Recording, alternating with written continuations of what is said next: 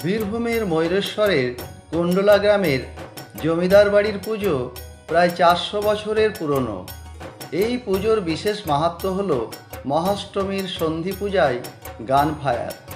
প্রায় 40 বছর ধরে পুজো কমিটির দায়িত্বে থাকা গৌতম মুখার্জি জানান, মহাষ্টমীর সন্ধি পূজার সময়ে পুরনো দিনের রীতি মেনে প্রতি বছর আমরা এই গান ফায়ার করে থাকি।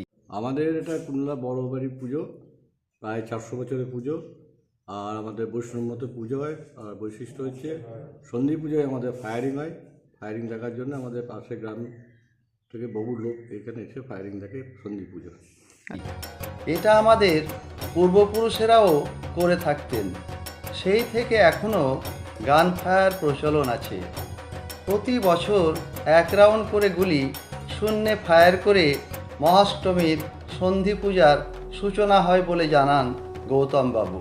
প্রায় 400 বছর হয়ে গেল।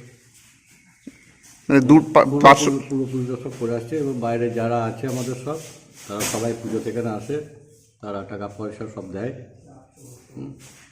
এইভাবে পুজোটা চলে। আচ্ছা, আপনি কত বছর থেকে পুজো কমিটি পুজো চালাচ্ছেন? প্রায় 46 বছর। 46 বছর, 79 থেকে। অনেকেই ছিল, অনেকে আছে এখনো।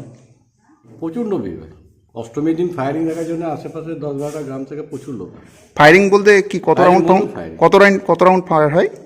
আমাদের একটাই ফায়ারিং, ওই মানে পুজোর সন্ধি পুজোর ঠিক টাইমটাতেই তখনই বলে, আর তখনই ফায়ারিংটা হয়ে যায়। আপনার নাম? আমার নাম গৌতম মুখার্জি। আপনি কি দায়িত্বে আছেন? আমি তো এমনি সব কিছুতেই আছি। আচ্ছা, আপনি এই পুজো কমিটিরই দায়িত্বে আছেন? হ্যাঁ, আমরা সবাই আছি, আরও সব আছে। দিলীপ মুখার্জি আছে, আমি আছি, শিবপ্রসাদ ব্যানার্জি পুরোদা আছে, এরকম অনেকেই আছে। তারপরে মহেশ রানা। আপনার নাম? আমার নাম গৌতম মুখার্জি। Thank you. ডাক নাম বাবু। তিনি আরও জানান, এই গান ফায়ার দেখতে এলাকাবাসী সহ দূর দূরান্ত থেকে অনেক মানুষের সমাগম ঘটে। এই কুণ্ডলা গ্রামে জমিদারদের উত্তরসূরিরা কাজের জন্য বাইরে চলে গেলেও এখনও বেশ কিছু পরিবার বসবাস করেন এই কুণ্ডলা গ্রামে। তবে তারা বাইরে চলে গেলেও পুজোর সময় তারা সকলে মিলিত হন এই গ্রামে। জমিদারদের পূর্বপুরুষেরা না থাকলেও রয়ে গেছে তাদের পুরনো দালান বাড়ি। তবে বেশিরভাগ বাড়ি আজ ভগ্নপ্রায়।